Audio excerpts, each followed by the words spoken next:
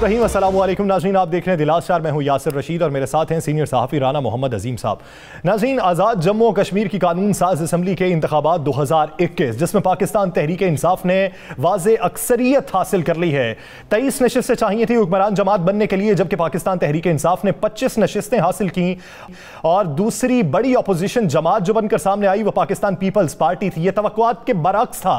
पाकिस्तान मुस्लिम league नून को बड़ी opposition party बनना चाहिए था, लेकिन पाकिस्तान मुस्लिम लीग नून आजाद जम्मू कश्मीर के इंतखाबात में तीसरी जमात बन के सामने आई है। तो पाकिस्तान मुस्लिम लीग नून की बदतरीन पसपाई की वजह क्या बनी? पाकिस्तान पीपल्स पार्टी ने जो तवक्कुआत के बरअक्स 4 नशिस्तें ज्यादा हासिल की, वो किन वजूहात की बुनियाद पर हासिल की? पाकिस्तान तहरीक इंसाफ का क्या बयानिया चला या फिर वजह कुछ और थी? पूरे मुहर्रिकात क्या थे? अब तक के नताइज क्या रहे और उन नताइज की रोशनी में आने वाली सियासत पर क्या इंपैक्ट पड़ेगा? राना साहब की तरफ बढ़ते हैं। राना साहब, तहरीक इंसाफ ने जो नशिस्तें हासिल की वो तवक्कुआत के मुताबिक तो थी, लेकिन उससे कुछ ज्यादा भी हैं। पाकिस्तान मुस्लिम लीग नून की बदतरीन शिकस्त की आप वजह क्या समझते हैं? देखें, बड़ी क्लियर वजह जी इनका बयानिया, वो बयानिया जो इन्होंने आज़ाद कश्मीर के अंदर इस्तेमाल किया कि मरियम नवाज साहिबा ने बुरहान वानी शहीद की बरसी पर एक दफ़ा उनका नाम लिया, एक दफ़ा कश्मीरियों की शहादत का जिक्र किया, एक दफ़ा भी उन्होंने कोई ऐसा नाम लिया जो कश्मीरी मुजाहिदीन का था, संतों का था, कश्मीरी रहनुमाओं का था, नहीं लिया ना। पूरी तकरीर देख रहे, हर तकरीर में उन्होंने नरेंद्र मोदी याद आता था, हर तकरीर में कश्मीर बेच दिया, हर तकरीर में कश्मीर की फलां जगह बंदे ने फलां जगह सौदा कर लिया, सिर्फ ये इनकी बातें थी। और रहती रोती कसर निकाल के रख दी। भैया बात बड़ी सीधी सी है। मियाँ नवाज शरीफ ने वो मुलाकात जो अफ़गानिस्तान के सलामती कौंसल के जो चेयरमैन से या सरबराह थे जो उनसे मुलाकात की, उसकी प्रेस रिलीज जारी हुई। किसको नहीं पता कि अफ़गानिस्तान की वो शख्सियत जिससे वो मुलाकात कर रहे हैं वो पाकिस्तान के ख़िलाफ़ क्या बकवास करता है, वो पाकिस्तान के ख़िलाफ़ क्या गलत ज़ुबान इस्तेमाल करता है, अफ़गानिस्तान से पाकिस्तान के ख़िलाफ़ क्या होने जा रहा है, अफ़गानिस्तान के अंदर से अफ़गानिस्तान की हुकूमत पाकिस्तान के ख़िलाफ़ क्या साजिशें करती है, पाकिस्तान के ख़िलाफ़ कहाँ कहाँ पर दहशतगर्दी में वो नहीं मुलव्वस, पाकिस्तान के ख़िलाफ़ कश्मीर के ख़िलाफ़ कौन कौन सा ऐसा महाज है जो उन्होंने भारत का जिसमें साथ नहीं दिया। तो ये चीज़ें तो क्लियर हो गई थी यार सर। उसके बाद तो नफ़रत की इंतहा हो गई थी। मैं आपको बिल्कुल बताता हूँ, मुझे एक उम्मीदवार ने, मुस्लिम लीग नून के उम्मीदवार को, मैंने इलेक्शन की रात, सुबह इलेक्शन है, पोलिंग है, मैंने उसे फ़ोन किया, मैं कहा भाई कैसी पोजीशन जा रही है, क्या बनेगा? उसने मुझे कहा जी हमारा तो बेड़ा गर्क कर दिया, पहले कर दिया था मरियम ने, अब मियाँ नवाज शरीफ ने कर दिया। मैंने कहा मियाँ नवाज शरीफ ने किस तरह कर दिया? उसने कहा जनाब ये जो अफ़गानिस्तान वाली मुलाकात है, क्या ज़रूरत थी उनकी मुलाकात करने की? और उसके बाद मरियम का क्यों कहना जो मरियम ने बयान दिया वो क्या ज़रूरत थी? हम तो बिल्कुल डूब गए हैं। कश्मीर के लोग हमसे सवाल करते हैं क्या पाकिस्तान के दुश्मनों के साथ है तो हम आपको वोट क्यों दें? देखें, कश्मीरी बड़े समझदार है, बड़ी पढ़ी लिखी कौम है, तो वो बड़े सुलझे में लोग समझते हैं कि ये सारी गेम सिर्फ बयानिए की है या इसके अलावा वहां पे गवर्नेंस, इंफ्रास्ट्रक्चर में बेहतरी का ना होना, सड़कें टूट फूट का शिकार होना, पाकिस्तान मुस्लिम लीग नून की जानिब से तरक्याती काम ना करवाना भी बड़ी वजह? देखिए ये सारा कुछ भी है, लेकिन सबसे बड़ा जो बड़ी वजह थी इनका बयानिया था। उसके बाद तरक्याती काम तो सब क्लियर है बिल्कुल। लेकिन तीसरी चीज़ इनमें रखिएगा, कश्मीर के इलेक्शन में बड़ा फ़र्क होता है। कश्मीर के इलेक्शन में हमेशा वफाकी हुकूमत जो है उसको एज होता है और वफाकी हुकूमत ने उस एज बहुत ज़्यादा मिला। एज बिल्कुल इस दफ़ा पहले से ज़्यादा मिला। नहीं, अगर आप गौर करें तो मुस्लिम लीग नून को कितनी सीटें मिली थी ज़रा साहब का आप दौर में देख लेना, मुस्लिम लीग नून को बहुत ज़्यादा सीटें मिली थी। तो ये एज हुआ। लेकिन एक बड़ी खौफनाक चीज़ है, चलें कश्मीर को साइड पर रखते हैं, ज़रा लाहौर किसका है? मरियम साहब कहती है ना लाहौर मेरा घर है। लाहौर में इनके साथ क्या हुआ? लाहौर की 2 किस्तों में क्या हुआ? लाहौर छोड़े, सियालकोट में क्या हुआ? सियालकोट में क्या हुआ? फिर उसके बाद आप आ जाए गुजरांवाला में इनके साथ क्या हुआ? फिर आप आ जाए शकरगढ़ में दानियाल अजीज, एहसन इकबाल और सारे लोग इनके, और एक तरफ से वो मियां रशीद था। क्या बना? बात चुप। वो भी सीट जो ये कहते थे हर सूरत में हम जीतेंगे, वो भी हार गए। ये बड़ा एक लम्हा फिक्री है। पाकिस्तान के अंदर इनका बयानिया मुस्तरद हो चुका है। देखें, एक चीज़ तो बड़ी क्लियर हो गई, बहुत क्लियर हो गई कि मरियम नवाज़ जिस जगह जो कंपेन करने जाएंगी मरियम नवाज़ को नाकामी नजर। ये समझते थे ये पाकिस्तान के ज़मीनी इलेक्शन जीतने से शायद हमारे यहाँ मोराल बहुत बंद है। उसमें मामलात और थे, उसमें हालात और थे। ये खुशकिस्मत है कि हुकूमत ने इनके खिलाफ उन ज़मीनी इंतखाबात में वो काम नहीं किया जो ये खुद करते हैं। हुकूमत का रद्द-ए-अमल राना साहब क्या आया वो नाज़रीन से शेयर करते हैं। वज़ीर इत्तलात फवाद चौधरी ने आज प्रेस कॉन्फ्रेंस की है और प्रेस कॉन्फ्रेंस करते हुए पाकिस्तान मुस्लिम नून और पाकिस्तान पीपल्स पार्टी से मुतालिबा किया है, वो मुलाहिजा कीजिए। मैं ये समझता हूं कि असूली तौर के ऊपर अगर नून लीग और पीपल्स पार्टीज कोई उनमें रमक भी है पार्टी की, तो उनको चाहिए कि वो बिलावल भुट्टो से और मरियम नवाज शरीफ से इस्तीफा ले लें और इतनी बड़ी शिकस्त की जिम्मेदारी उन्हें कबूल करनी चाहिए और अपने गिरबान में झांकें, अपनी सियासत को परखें और पीपल्स पार्टी और नून लीग जो एक बड़ी अहम सियासी जमातें हैं उनके अंदर नई लीडरशिप को उभरने का मौका दें। राना साहब, वजीर इत्तलात साहब का ये मुतालबा जायज़ है? देखिए, नहीं, ये मुतालबा जायज़ तो नहीं है। उन्होंने एक सियासी पत्ता फेंका है, होना चाहिए, ऐसे सियासत में यही होता है। लेकिन आपको मैं आज के अंदर की खबर दूँ, कल रात को जैसे रिज़ल्ट आता है, रिज़ल्ट आने के बाद फौरी तौर पे पाकिस्तान पीपल्स पार्टी की एक अहम तरीन शख्सियत से मुस्लिम लीग नून की अहम तरीन शख्सियत का रब्ता होता है। यासर, मैं आपको ब्रेक कर रहा हूँ खबर, और वो कहते हैं जी आए मिलकर इसका बाइकाट कर दें, इलेक्शन के रिजल्ट का बाइकाट करें। ये ऑफर पीपल्स पार्टी की तरफ से? ना, ये मुस्लिम लीग नून की तरफ से जाती है, और डी चौक में धरना दें, जिसका इन्होंने ऐलान पहले किया था ना। तो पता है पीपल्स पार्टी की तरफ से क्या कहा जाता है? पीपल्स पार्टी की तरफ से वाज़े तौर पर कहा जाता है कि आप सोचिएगा भी ना।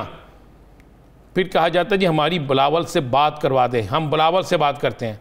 तो उनकी तरफ से जवाब आता है कि जो हम कह रहे हैं वो बिलावल साहब की तरफ से है। मुस्लिम लीग नून की वो अहम तरीन शख्सियत जो उस वक्त उस जगह बैठी होती है जहाँ पे बैठ के ये लाहौर में मॉनिटरिंग कर रहे हैं, जहाँ पे ये सब कुछ देख रहे हैं, रिजल्ट इनके सामने आ रहा है, वो फौरी तौर पर जनाब मरियम साहिबा को भी और बरतानिया में भी इतलाब चाहती है कि जनाब पीपल्स पार्टी ने तो ये कह दिया। फिर साथ ही इनके गुब्बारे से हवा निकलना शुरू हो जाती है, जो एक नारा होता है ना कि जनाब हमने फौरी तौर पे जाना है, डी चौक में धरना देना है, या एहतजाज की कॉल थी या फलां था, सब ज़ीरो हो जाता है। पीपल्स पार्टी रात को इन्हें बिल्कुल वाज़ेह जवाब दे देती है। और आज आपने देखा नहीं, नासर जो इनके वज़ीर इत्तलात है, उन्होंने कराची में क्या कहा, उन्होंने भी मुस्लिम लीग नून को वाज़ेह कहा कि होश के नाखन लें, देखें उनके साथ क्या हुआ है, उनकी मकबूलियत कहाँ गई है।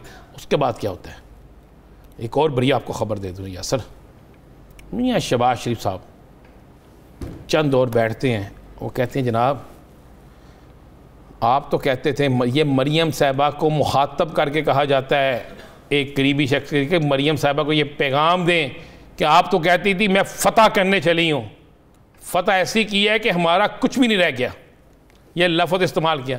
जनाब आप ये समझ लें कि यासर, मैं आपको बता रहा हूं कि शहबाज शरीफ के करीबी लोगों ने बाकायदा मिठाई तकसीम की है। ये मैं आपको बिल्कुल दुरुस्त कह रहा हूं, मिठाइयाँ तकसीम की गई हैं, खुशियां मनाई गई हैं। उन्हें कहा गया कि जनाब मरियम साहिबा जो है फतह करने गई थी और ख़ुद फतह होकर आ गई हैं, पूरी मुस्लिम लीग नून को फतह करवाई हैं और पूरी मुस्लिम लीग नून का बेड़ा गर्क करवाई हैं। ये बाकायदा अल्फाज इस्तेमाल हुए हैं। अब उसके बाद उन्होंने कहा जनाब अब ये तो हो गया, अब आगे क्या होगा? उन्होंने कहा जी फिर शहबाज शरीफ साहब की तरफ से ये पैगाम है, अब वो मानते हैं या नहीं मानते, मुझे तो बड़े करीबी शख्स ने कहा, बहुत करीबी शख्स ने। उन्होंने कहा शहबाज शरीफ साहब ने कहा जे अब ये और करके देख लें कुछ, जब मुझे साइड पे करेंगे तो ऐसा ही होगा। फिर मियाँ नवाज शरीफ तक ये पैगाम पहुँचाया गया है कि मियाँ साहब ये जो हो रहा है ना, अगर एक दो और दफ़ा ऐसा हो गया फिर 2023 में अब सोच लें कि हमारे पास कुछ नहीं रहेगा। पीपल्स पार्टी ये गेन कर गई है। पीपल्स पार्टी जिस तरीके से भी अपने आप को ओबलाइज करवा गई है, पीपल्स पार्टी हमसे आगे निकल गई है और आपकी बेटी की ज़िद हमें मरवा गई है। ये लफ्ज़ है कि आपकी बेटी की ज़िद हमें मरवा गई है।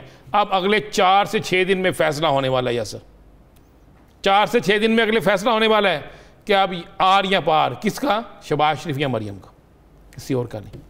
शहबाज शरीफ या मरियम, इन दोनों में से किसी का आर या पार होना है। ये लिख लें, ये फैसला होना। खानदानी सियासत का इस वक्त हल क्या निकलता है, उसका नतीजा क्या निकलता है, ये तो वक्त ही बताएगा। लेकिन सोचने का मकाम ये है कि वो जो पाकिस्तान तहरीक इंसाफ को कहा करते थे कि ये जलसे नहीं जलसियां भी ना कर सके, उनके अपने इतने बड़े जलसे थे, तो तीसरी जमात बनने की वजह क्या बनी? नाज़रीन दीगर इश्यूज़ पे बात करेंगे, एक शॉट बाद। Stay with us.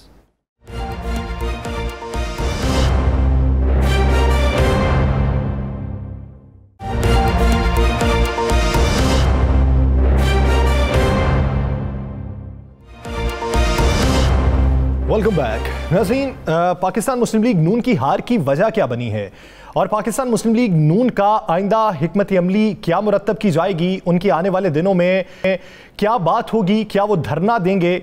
और बयानिया जो है जिसको पाकिस्तान तहरीक इंसाफ ये कह रही है कि इनके बयानिए ने इनको मरवाया, वो बयानिया किस हद तक दुरुस्त था? बयानात जो चलते रहे, जो दावे होते रहे, उसमें कितनी हकीकत थी? इसी बारे में हमें ज्वाइन किया है चौधरी इस्माइल साहब हैं, पाकिस्तान मुस्लिम लीग नून के रहनुमा हैं, उम्मीदवार भी थे आज़ाद जम्मू कश्मीर के इंतखाबात के, और पाकिस्तान मुस्लिम लीग नून के नाराज रहनुमा हैं गुजरांवाला से वो भी हमें ज्वाइन कर चुके हैं, अशरफ अंसारी साहब। आप दोनों हजरात का बेहद शुक्रिया। गुजर साहब, सबसे पहले आपकी जानिब आऊंगा।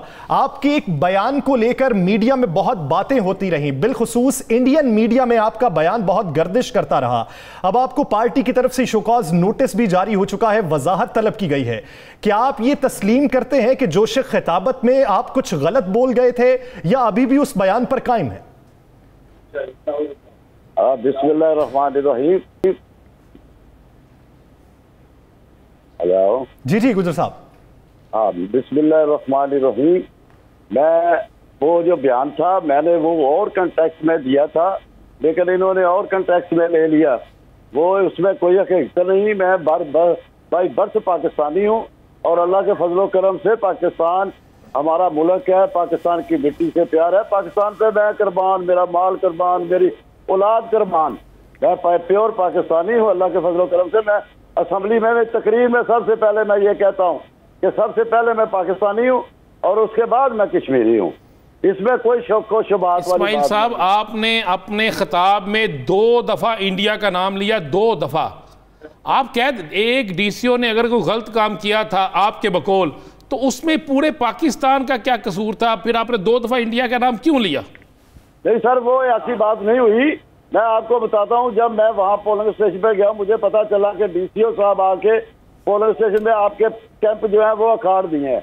मैं गया हूँ, मैंने जाके देखा कि दोनों एक जगह कैंप था, वहां से उखाड़ के फेंक दिया। उन्होंने आगे जाके लगा लिया, वहां से वो उन्होंने उखाड़ के फेंक दिया, फिर आगे जाके लगा लिया।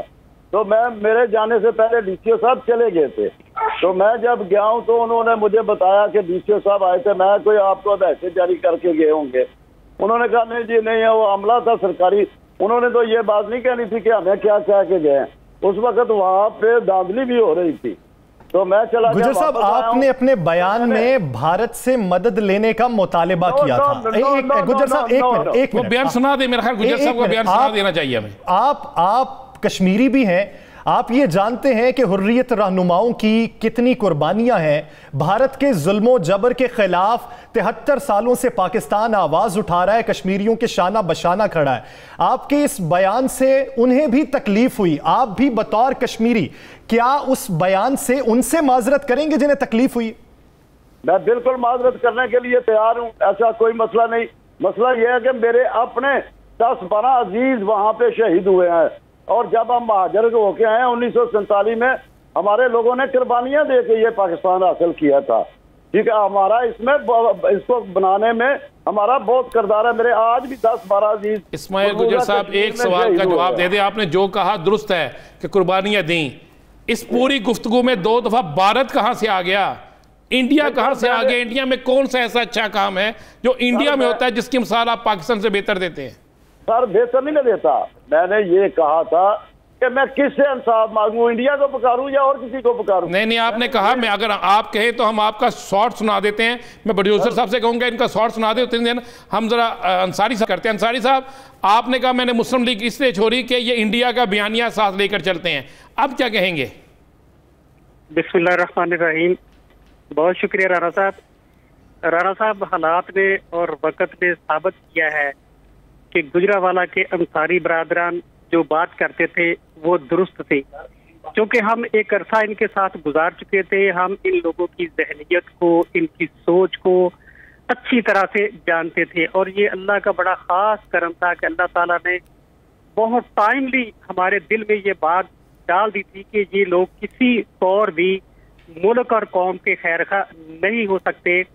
और जिस तरह से मियां नवाज शरीफ ने, मरियम नवाज ने जिस तरह सरेआम पब्लिकली पाकिस्तान की सिक्योरिटी के जो इदारे हैं जिस तरह से उनको कंट्रोवर्शियल बनाने की कोशिश की, जिस तरह उनके खिलाफ बयानबाजी की, और अल्टीमेटली जाहिर है ये इन्होंने मुल्क दुश्मन कुव्वतों को खुश करने के लिए ये बात की थी, तो हमने तो उस वक्त छोड़ दिया था। और ये जो बयान कल इलेक्शन डे पे चौधरी इस्माइल गुजर साहब ने किया है, एक मुहिब्बे वतन पाकिस्तानी की हैसियत से और जिम्मेदार पाकिस्तानी की हैसियत से मैं इनके बयान की पुरजोर और शदीद अल्फाज में मजम्मत करता हूँ और इदारों से ये मुतालबा करता हूँ कि ये जो मुल्क दुश्मन बयानिया इन्होंने दिया है, इंडिया का 2 बार इन्होंने नाम लिया है, ये इलेक्शन था, इलेक्शन को इलेक्शन की हद तक रहने देते। इन्होंने 2 बार इंडिया का नाम लेकर कहा कि मैं इंडिया को पुकारूं या किसको पुकारूं, तो मैं इन अल्फाज की शदीद मजम्मत करता हूँ और इदारों से मुतालबा करता हूँ कि इनके खिलाफ जो है मुकदमा चलाया जाए, संगीन गिरफ्तारी का मुकदमा चलाया जाए और ये टेस्ट केस बना के इस रीत को ख़त्म किया जाए कि वो बयानिया जो नवाज शरीफ ने शुरू किया उसको आगे लेकर मरियम नवाज चली और इस तरह इनके और भी बहुत सारे MPAs, MNAs, टिकट होल्डर और इसी तरह चौधरी इस्माइल गुज्जर साहब ने भी उस बयानिए को लेकर आगे चले हैं। तो हम तो भरपूर मजम्मत करते हैं और इदारों से मुतालबा करते हैं। आपकी जानिब से भरपूर मजम्मत की जा रही है। गुज्जर साहब, मैं आप पे कोई लेबल नहीं लगाना चाहता। मैं अंसारी साहब आपकी जानिब वापस आता हूं। गुज्जर साहब, मैं कोई लेबल नहीं लगाना चाहता, ना ही मैं कोई अपने ख्यालात या अपने अल्फाज आप पे इंपोज करना चाहता हूं। गुज्जर साहब, आपके पास हक है, अगर धांधली हो रही है, आपसे ज्यादती हो रही है, आवाज बुलंद करें, धरना दें, वहीं बैठ जाए, जिसको मर्जी पुकारें, हुकूमत वक्त को पुकारें, रियासत से मदद तलब करें, हुक्मरान से मदद तलब करें। लेकिन आपने अपना बयान खुद भी सुन लिया। क्या आप उसका एतराफ करते हैं कि जो कहा वो मिन्नुअन ठीक कहा, या अब भी हम मतलब गलत ले रहे हैं? नहीं, मैंने जो कहा मैंने आपको पहले बता दिया है। मेरे से ज्यादा पाकिस्तानी कोई नहीं। ये अंसारी साहब जो बात कर रहे हैं ना, अंसारी साहब पार्टी की वजह से बात कर रहे हैं। इस पार्टी में अंसारी साहब 2 दफा MPA बने हैं, तो इनको तो इस पार्टी का मशकूर होना चाहिए। उस वक्त इनको नजर नहीं आया जब इन्होंने टिकट लेके इलेक्शन लड़ा। अब या छोड़ा तो फिर सीट छोड़ दें, छोड़ के सीट इलेक्शन लड़े। गुज्जर साहब, ये मुतालिबा फिर से कर लेते हैं, बात अभी बयान की हो रही है। मैं कहता हूं सर, मैं कहता हूं कि नवाज शरीफ से बड़ा पाकिस्तानी कोई नहीं अल्लाह के फजलो करम से। ये बिल्कुल गलत बयान देते हैं, गलत प्रोपोगंडा करते हैं। मेरे खिलाफ एक साजिश हो रही है। एक तो इन्होंने सब ने मिल के मुझे ये साजिश जो आपके खिलाफ हो रही है, क्या ये अल्फाज जो आपने अदा किए ये भी आपको किसी और ने कहा था अदा करने को? देखें, साजिश तो आपको कोई कहेगा ना, आपका MPA आपके साथ खड़ा था, उसने आपको नहीं रोका। जी हाँ, नहीं, ऐसी कोई बात नहीं। मैंने ये जो बात मैंने पहले आपको राणा साहब बताई है, बात वही थी। अंसारी साहब पता नहीं किस बात का गुस्सा निकाल रहे हैं। कल इन्होंने फिर इलेक्शन में जाना है, मैंने भी इधर रहना है, इन्होंने भी इधर रहना है, और हम शायद मुकाबले में इलेक्शन लड़ेंगे। वो कोई बात नहीं है। अंसारी साहब मेरे भाई हैं, मेरा बड़ा इनसे तल्लक है और बड़ा पुराना तल्लक है, तो मैं इनकी इज्जत और एहतराम भी करता हूं। लेकिन ऐसे इल्जामात, ऐसा बातें अंसारी साहब को नहीं करनी चाहिए जो कि नुकसान वाली बातें हों। बात मैंने आपको पहले कह दिया है कि मैं मेरे मुझसे बड़ा पाकिस्तानी राणा साहब कोई नहीं। मैं वो शख्स हूं जिसने पाकिस्तान की खातिर कुर्बानियां दी हैं। मेरी आज भी 10 अजीज, मेरे करीबी अजीज मेरे वहां पर शहीद हुए हैं। अल्लाह ताला उनको जन्नत नसीब करे। मैं प्योर पाकिस्तानी हूं। यही सवाल हम करना चाह रहे हैं अंसारी साहब, आपके हवाले से जो बात की, आप क्या कहेंगे? राणा साहब, आप मेरी गुजारिश है कि मुझे अब 2 मिनट मौका दीजिएगा। रसूल साहब ने बड़ी सारी बातें कर दी हैं, तो मुझे मौक़िफ़ भी पेश करने का मौका दीजिएगा प्लीज। एक तो जो चौधरी इस्माइल साहब गुज्जर साहब ने जो बात की है कि मैं मुस्लिम लीग नून के टिकट पे 2 दफा इलेक्ट हुआ हूँ, ये आज मैं ये क्लियर करना चाहता हूँ आपके प्रोग्राम के तवस्सुत से। ये जो गुजरावाला को कहते थे ना कि ये मुस्लिम लीग नून का किला है, और जब हमने मियां नवाज शरीफ को और मरियम नवाज को उनके बयानिए की वजह से, मुल्क दुश्मन बयानिए की वजह से छोड़ा था, तो चौधरी इस्माइल गुज्जर साहब और इनके यहाँ के जो मुकामी रहनुमा है खुरम दस्तगीर, उस्मान इब्राहिम और एक डफर आदमी को आपने अपने प्रोग्राम में मेरे साथ लाया था, वो ये कहते थे कि अंसारी बरादरान ने अब अपनी सियासत खत्म कर ली है। तौफीक भट्ट साहब का जिक्र कर रहे हैं। काउंसलर भी नहीं, जी बिल्कुल उन्हीं का जिक्र करता हूँ। तो ये कहते थे कि इन्होंने अपनी सियासत कर ली है, ये अब कभी काउंसलर भी नहीं बन सकेंगे। तो मैं इनको याद दिलाता चलूं कि गुजरावाला का मेरा पहला हल्का था PP 93। राणा साहब, उस हल्का में एक दफा 2004 में जिमनी इलेक्शन हुआ और एक दफा 2008 में जनरल इलेक्शन। 2 दफा ये मुस्लिम लीग की सारे मिलके कैंडिडेट नहीं दे सके थे। मुस्लिम लीग नून के पास कैंडिडेट नहीं था। फिर अंसारी बरादरान ने अपने आप को पेश किया था और यहाँ से पीपल्स पार्टी जीतती रही है। अंसारी बरादरान थे जो गली गली फिर के, तो इसको पीपल्स पार्टी से। अंसारी साहब, इस बात को आगे लेके चलेंगे। जो उन्होंने एक क्वेश्चन हमारा जो है आज का सवाल है कि पाकिस्तानियत के हवाले से, वो कह रहे हैं कि अंसारी बरादरान हम पे झूठा इल्ज़ाम लगा रहे हैं। सर मैं उसी तरफ आ रहा हूँ, बस एक सेकंड बस। तो ये जो था कि ये मुस्लिम लीग नून का किला है, ये तो साबित हो गया है ना कि किन की वजह से था। चौधरी इस्माइल गुज्जर साहब जब अंसारी बरादरान के साथ पोलिंग स्टेशन का दौरा करते थे तो इनके ऊपर फूलों की पत्तियां निछावर की जाती थी। कल मेरे हल्का में राना सनाउल्लाह, खुरम दस्तगीर और दीगर एमपीएस ने, मेरे हल्का का एक इलाका है गुरु नानकपुरा जी, वहां पर कैंप नंबर 2 है, वहां पर जब चौधरी इस्माइल मेरे साथ जाते थे तो ये बारी अक्सरियत से जीतते थे। तो कल खुरम दस्तगीर और राना सनाउल्लाह जब वहां पर गए हैं तो लोगों ने वहां उनको कहा है कि आज आप अंसारी बरादरान के बगैर यहाँ पर आएंगे तो आज आपको शिकस्त का मुंह देखना पड़ेगा। फिर इलेक्शन के रिजल्ट ने साबित किया कि वहां से अगर इनको जो अक्सरियत मिलती थी वो अंसारी बरादरान की वजह से मिलती थी। तो ये जो गुजरावाला, जिसको ये मुस्लिम लीग नून का किला कहते थे, ये शख्सी वोटिंग की बात हो रही है। हम पाकिस्तान की बात बयानिए के हवाले से, सर मैं इसकी बात को क्लियर कर देता हूँ। मेरी बात में इंटरप्ट ना करें साहब, मैंने बिल्कुल आपकी बात, अंसारी साहब मेरे भाई हैं, अंसारी साहब आप मेरे भाई हैं। मैं आपको बताऊं कि कैंप नंबर 2 गुरु नानकपुरा से मैं कभी भी मैंने इलेक्शन जीता नहीं है। वहां मैं इलेक्शन हमेशा उस पोलर से हारता रहा हूँ, ठीक है। हम हमेशा अब भी मैं उस पोलर से हारा हूँ। मुकम्मल करने दे तो आप मेरी बात मुझे मुकम्मल करने दे। तो राणा साहब, ये जो पाकिस्तानियत के हवाले से सवाल है, अब ये उसको जस्टिफिकेशन करने की कोशिश कर रहे हैं, जस्टिफाई कर रहे हैं अपने बयान को, जज साहब भी और इनकी लीडरशिप भी। ये बयानिया ऐसा है, मुल्क दुश्मन बयानिया है, इसको किसी तौर पे भी जस्टिफाई नहीं किया जा सकता है। राना सनाउल्लाह साहब जो है वो बड़े मक्कार आदमी हैं, उनको पता है कि पार्टी के अंदर जो एमपीएस, एमएनएस और एमएलए साहबान हैं, इनकी पार्टी के अंदर कोई हैसियत वक़्त नहीं है। तो राना सनाउल्लाह ने फौरन इनके बयान की तो उन्होंने मजम्मत कर दी।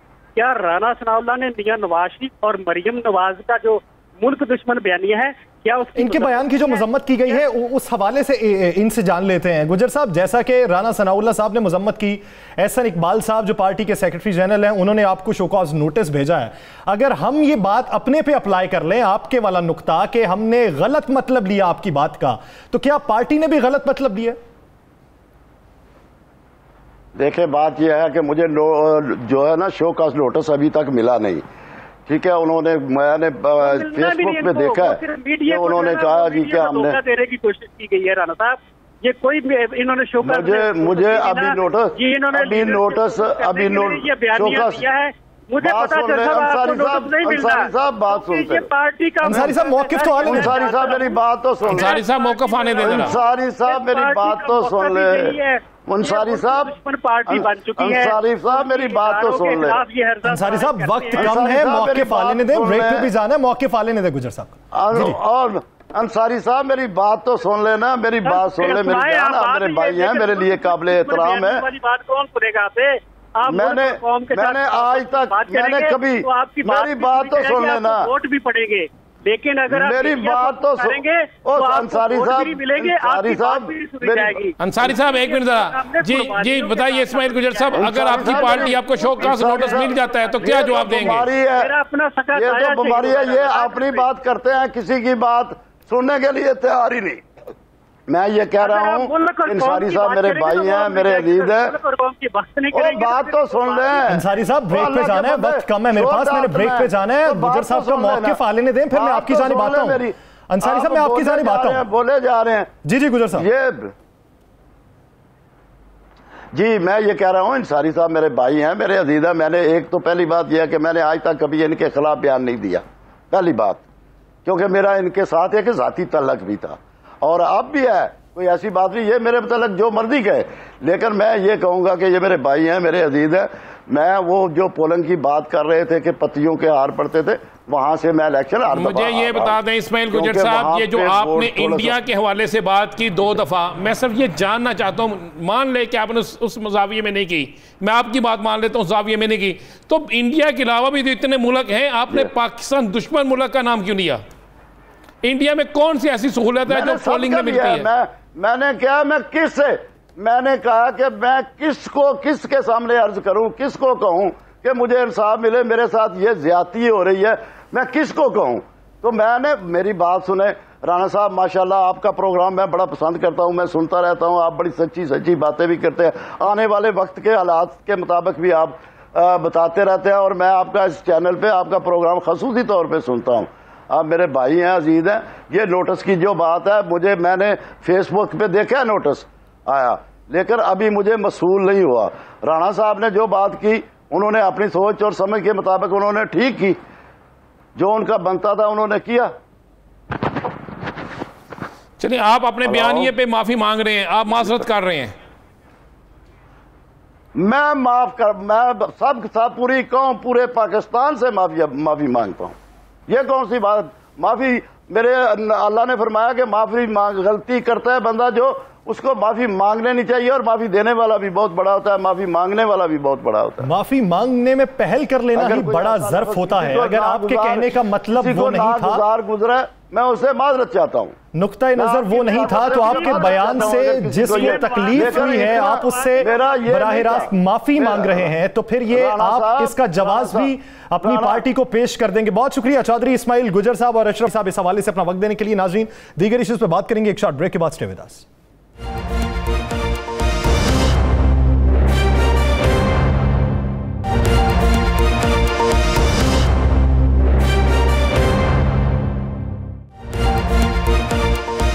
Welcome back. नाज़रीन, पाकिस्तान की हुक्मरान जमात पाकिस्तान तहरीक इंसाफ, जिसकी पंजाब में भी हुकूमत है, खैबर पख्तूनख्वा में भी हुकूमत है, बलूचिस्तान में मखलूत हुकूमत, गिलगित बल्तिस्तान पर भी कब्जा जमाया, आज़ाद कश्मीर का मैदान भी मार लिया, तो बचा एक सूबा सिंध।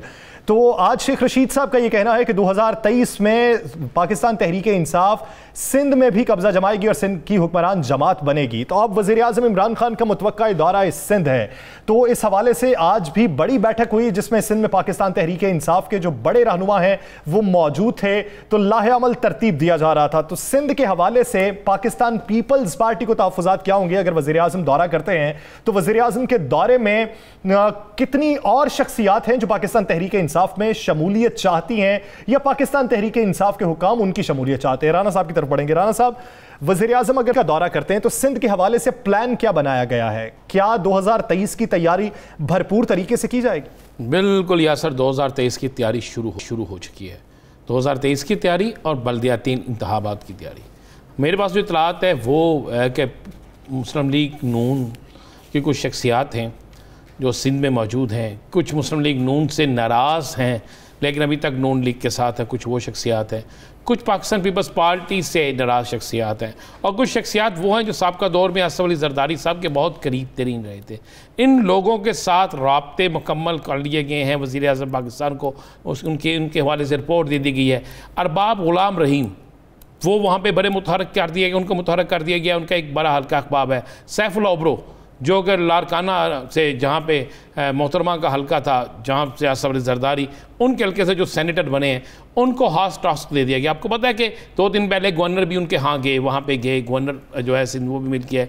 तो बाकायदा प्लानिंग कर ली गई है। और शाह महमूद कुरैशी, इनको भी खसूसी टास्क दिया गया। इनके मुरीदैन की, इनकी करीबी अजीज़ों की बहुत लंबी वहाँ पे तादाद मौजूद है, बहुत बड़ी रिश्तेदारियाँ हैं, बहुत कुछ है। तो अब वज़ीर आज़म जो है वो इस टारगेट में है कि वो सिंध में टाइम दें। सिंध को बाकायदा एक अपना हदफ बनाया गया है, और सिंध के हदफ के लिए थोड़ी सी तब्दीली ये की गई है कि वहाँ पर पहले होता था कि तहरीक इंसाफ के कुछ नज़रियाती कारकुन जो है वो कहते थे इसको लेना, इसको नहीं लेना, लेकिन अब इससे हट के काम किया जा रहा है। सिंध के अंदर पीपल्स पार्टी को टफ टाइम देने के लिए, पीपल्स पार्टी को इस मजबूर करने के लिए कि वो अपनी सारी तवज्जो सिंध पे रखे और दूसरे सूबों की तरफ ना जाए। आप ज़हन में रखिए कि कश्मीर में पाकिस्तान पीपल्स पार्टी की 11 नशिस्तें ये ख़तरे की घंटी है मुस्लिम लीग नून के लिए भी और दीगर सियासी जमातों के लिए भी।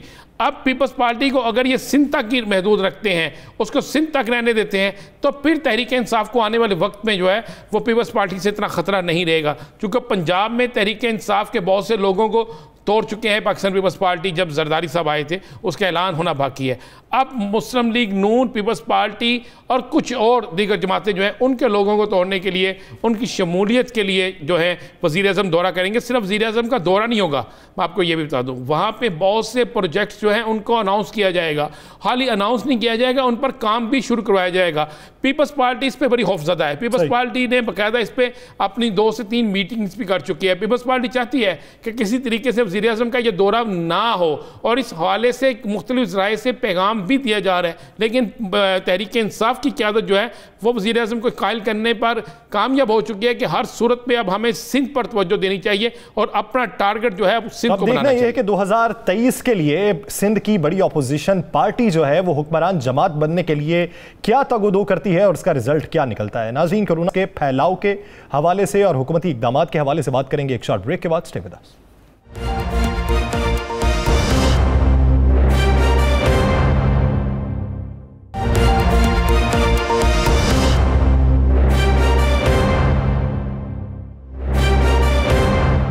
Welcome back. नाज़रीन, बात करेंगे कोरोना वायरस के हवाले से जिसकी चौथी लहर में इजाफा होता जा रहा है। सिंध ने पाबंदियों का इतलाक कर दिया है, फिर से लॉकडाउन की पॉलिसी पर अमल दरामद शुरू कर दिया गया है, जबकि मजमूई तौर पर अगर दुनिया की सूरत हाल देखी जाए तो इंडियन वेरिएंट जो है डेल्टा वायरस, उसके केसेस बेशुमार रिपोर्ट हो रहे हैं। ख़तरे की घंटी भी ये बज चुकी है कि आलमी मुहक्किकीन ये कहते हैं कि 3-4 हफ्तों के बाद सूरत हाल काफ़ी गंभीर हो सकती है। तो पंजाब में इस वक्त सूरत हाल क्या है और पूरे पाकिस्तान में सूरत हाल किस हद तक तशवीशनाक हो चुकी है, इसी बारे में बात करने के लिए हमें ज्वाइन किया सेहत पंजाब डॉक्टर यास्मीन राशिद साहिबा ने। डॉक्टर साहिबा, बहुत शुक्रिया आपके वक्त का।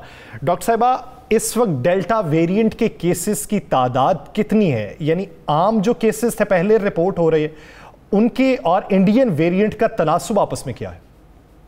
देखिए, बेसिकली तो नेचुरली हर जो टेस्ट हमारा पॉजिटिव आता है उसमें हम जीन सीक्वेंसिंग नहीं करते, लेकिन यहाँ रैंडम सैम्पलिंग करके 256 केसेस जो थे 256 उनकी हमने बाकायदा जीन सीक्वेंसिंग की, तो उसमें 70% जो है वो डेल्टा वेरिएंट की।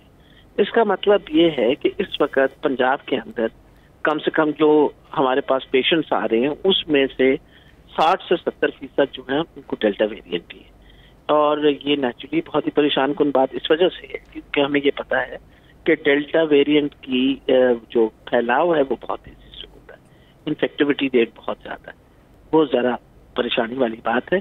इस वक्त ओवरऑल पंजाब का जो तनासुब आ रहा है वो 3% पे आ रहा है, लेकिन 2 ऐसी इलाके हैं जैसे मियांवाली डिस्ट्रिक्ट जो है उसके अंदर बढ़ गया है और रावलपिंडी के अंदर बढ़ा है। मियांवाली अभी और रावलपिंडी में तनासुब थोड़ा सा बढ़ गया, लेकिन ये है कि क्योंकि जिस तरह आपने देखा है सिंध के अंदर की तादाद बढ़ गई है, पख्तूनख्वा में बढ़नी शुरू हुई है, ये डेफिनेटली 4th वेव जो है ये है। और अगर हम इससे बचाव करना चाहते हैं तो वही बातें हैं कि नंबर 1 जो हम हिफाजती तदाबीरें इख्तियार कर सकते हैं, मास्क पहने, और नंबर 2 अपने आप को वैक्सीनेट करवाएं, जितने मैक्सिमम वैक्सीनेशन हो सकती है। डॉक्टर साहब, जो सिंध गवर्नमेंट ने स्टैंड लिया और वहाँ पे सख्ती कर दी गई, शादी हाल बंद कर दिए गए, दुकानें जल्दी बंद करने का कह दिया गया है, स्कूल बंद कर दिए गए हैं, क्या पंजाब में भी ऐसी कोई सूरत हाल हो रही है? अब इस वक्त तो राना साहब अगर देखा जाए तो उनका तनासुब तो बहुत ज़्यादा बढ़ गया था। आपको पता है कि 20-21% पे चला गया था, बल्कि उससे भी ज़्यादा हो गया था। तो नेचुरली उन्होंने बिल्कुल सही इक़दाम उठाए और अल्लाह ना करे कि यहाँ भी तनासुब जो है इतना ज़्यादा बढ़ना शुरू हो जाएगा। पिछली दफ़ा जब हमारा 8% से ऊपर बढ़ना शुरू हो गया था तो आपको पता है कि बहुत सारे इलाकों के अंदर स्मार्ट लॉकडाउन शुरू हो गए थे। तो ये बेसिकली तो सारा डिपेंड करेगा कि इन्फेक्टिविटी रेट कितना बढ़ता है हमारा, जो रोलिंग एवरेज रोजाना का आता है, और उसी के मुताबिक फिर हम इक़दाम उठाएंगे। लेकिन जो इस वक्त अहम जो काम कहा है और जो इसका हदफ हमने उठाया है कि हम इंशाल्लाह जो 5 हमारे बड़े शहर हैं जिसके अंदर बहुत बड़ी आबादी है, अब जैसे अगर आप सिर्फ लाहौर ही का ले लें तो 1.25 करोड़ की आबादी तो लाहौर में रहती है। इसी तरह मुल्तान, रावलपिंडी, फैसलाबाद और गुजरावाला, इन सारे जो हेविली पॉपुलेटेड हमारे शहर हैं इनमें हम इंशाल्लाह पूरी कोशिश कर रहे हैं कि 14 अगस्त तक हम कम से कम 40% आबादी जो 18 साल से ज्यादा है डॉक्टर साहब को हम जरूर। खैबर पख्तूनख्वा में हमने देखा कि कागान नारान जाते हुए ट्रैफिक ब्लॉक है, बेइंतहा लोग वहाँ गए, सियाहती मकामात का रुख किया, आप लोगों में बुरी सूरत हाल रही, बाकी सियासी मकामात की भी, तो क्या आप उन्हें बंद करने जा रहे हैं या वहाँ पे वैक्सीनेशन सेंटर मजीद बनाने जा रहे हैं, क्या करने जा रहे हैं? देखिए जी, जो जिन 5 शहरों की मैंने बात की है वहाँ तो कोई इतने बहुत ज़्यादा सेहत के कोई मुकाम नहीं है, तो ये लोग गए थे नारायण, खान, स्वात वगैरह की तरफ। जहाँ तक हमारे 5 शहरों का ताल्लुक है, हमारा ये ख्याल है कि जब हम इन्फेक्टिविटी रेट की देखते रहे, जैसे लाहौर के अंदर जब हमने देखा कि पूरे पंजाब के अंदर अगर 100 केसेस थे तो 50 लाहौर में होते थे और 50 बाकी पंजाब में होते थे। तो सबसे इम्पोर्टेंट ये चीज़ है कि 40% आबादी जो 18 साल से ज़्यादा है लाहौर के अंदर, उसकी तो हम हर हाल पे उसकी वैक्सीनेशन करें। वो ये तकरीबन कोई 40 लाख के करीब बनेगा, और इस 40 लाख के अंदर से ऑलरेडी कोई तकरीबन हम 22 लाख ऑलरेडी वैक्सीनेट हो चुके हैं। तो पूरी कोशिश करेंगे कि इंशाअल्लाह ये अगले 10-12 दिनों के 15 दिनों के अंदर, ये तभी तो आपको पता हमने मोहल्लों के अंदर हर यूसी के अंदर कोशिश कर रहे हैं कि जो लोग बाहर नहीं आ रहे उनके घरों पे दरवाजे खटखटा के उनको। तो डॉक्टर साहब, ये जो 5 अजला में हाउस टू हाउस वैक्सीनेशन का आगाज किया गया है, तो क्या तमाम डिस्ट्रिक्ट को कवर किया जाएगा या फिर मखसूस इलाकों में वैक्सीनेशन की जाएगी? नहीं जी, तमाम डिस्ट्रिक्ट को कवर किया जाएगा, क्योंकि मकसद बड़े शहरों को देखिए, मुल्तान बड़ा शहर है आपका, लाहौर बड़ा शहर है, गुजरांवाला बड़ा शहर है, फैसलाबाद बड़ा शहर है और रावलपिंडी बड़ा शहर है। इन 5 शहर के 40% आबादी जो 18 साल से ज्यादा उम्र की है उसको इंशाल्लाह वैक्सीनेट करेंगे। बल्कि रावलपिंडी ने तो ऑलरेडी बहुत अच्छा अपना वो वैक्सीनेशन का स्कोर रखा हुआ है, उसका तकरीबन 25% ऑलरेडी है। उनसे हम एक्सपेक्ट कर रहे हैं कि वो 70% तक जाएंगे। डॉक्टर साहब, अब आप लोग घर घर जाएंगे वैक्सीनेशन के लिए, जो घर वैक्सीनेशन नहीं करवाएगा, आप जाते हैं वो वैक्सीनेशन नहीं करवाते, तो कानूनी तौर पर आप उनके खिलाफ क्या कार्रवाई करेंगे? मेरा ख्याल है डॉक्टर साहब, ऑलरेडी आपको पता है कि हुकूमत ने कुछ इकदाम उठाने शुरू कर दिए। फॉर एग्जाम्पल ट्रैवलिंग के ऊपर पाबंदी लगानी शुरू कर दी है। पहले तो बाहर की ट्रैवलिंग पे पाबंदी लगाई कि अगर आपके पास वैक्सीनेशन का सर्टिफिकेट होगा, 18 साल से ज्यादा आपकी उम्र है, तो आपको तब इजाजत दी जाएगी कि आप किसी हवाई जहाज पर चढ़ें जो डोमेस्टिक फ्लाइट्स की है। फिर आपको पता है रेस्टोरेंट्स के एंट्रेंस के ऊपर पाबंदियां लग गई हैं, बड़े स्टोरों में पाबंदियां लग गई हैं कि आपके पास वैक्सीनेटेड कार्ड है। ये इसी तरीके से यही किया जाएगा कि रोकथाम जब करेंगे लोगों की कि भाई आप वैक्सीनेटेड नहीं हैं, आप मेहरबानी करके तो नहीं आ सकते, तो लोग शायद एहसास करना शुरू करेंगे कि देखें, अगर 10 बंदे वैक्सीनेटेड हैं और मैं बगैर वैक्सीन की और मेरी इन्फेक्शन जाके उन बंदों को तो लग सकती है ना। ये तो नहीं है कि जब आप वैक्सीनेट हो जाएं तो इन्फेक्शन लगने ठीक है, उसकी जो शिद्दत है उसमें कमी जरूर आ जाती है। डॉक्टर साहब, हुकूमत सिंध ये समझती है कि हम सिफारिश करेंगे एनसीयूसी से और पीटीए से कि उन अफराद की सिम्स को बंद कर दिया जाए जो वैक्सीनेशन नहीं करवा रहे, तो आप उनकी इस सिफारिश से किस हद तक मुत्तफिक हैं?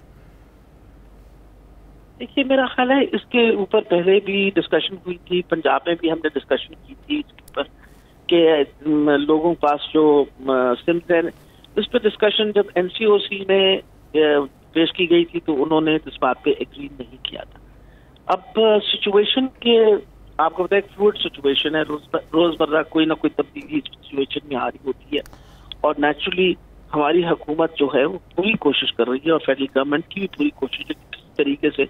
अब तो डॉक्टर साहब, जिस तरह आप घर घर जा रहे हैं, यूनियन काउंसिल की सतह पे आपने क्या वैक्सीन शुरू करेंगे, बहुत ज़्यादा रश होता है मार्केटों में। जिस तरह आज मार रोड के सदर सुहेल भाट ने ऐलान कर दिया कि जी हम जगह देने के लिए तैयार हैं, तो क्या आप मार्केटों में भी वैक्सीनेशन सेंटर बनाएंगे? जी बिल्कुल, यह तो बहुत अच्छी पेशकश है। अगर लोग खुद देखें ना, अगर मार्केट के जो सदर हैं और जो मार्केट के हेड्स हैं वो लगवाएंगे तो फिर वो इंश्योर भी करेंगे कि उनके मार्केट के सारे लोग जो हैं वो अपने आप को वैक्सीनेट भी करेंगे, बल्कि जो मार्केट को विजिट कर रहे हैं उनको भी वैक्सीनेट करवाएंगे, तो उसका तो बहुत फायदा होगा। तो हमें तो बिल्कुल, अगर जो भी कहेगा उसको हर तरीके से हम असिस्ट भी करवाएंगे और उनकी मतलब फैसिलिटेट करेंगे ताकि हमारे ताजिर तबके की जानिब से जो सिफारिशात पेश की जा रही हैं वो खुशाइंद है, उस पर भी अमल दरामद होगा। बहुत शुक्रिया डॉक्टर यास्मीन राशिद साहिबा से अपना वक्त देने के लिए। नाज़रीन, दिलास स्टार से मुझे और राना अजीम साहब को दीजिए इजाज़त अल्लाह के बाद।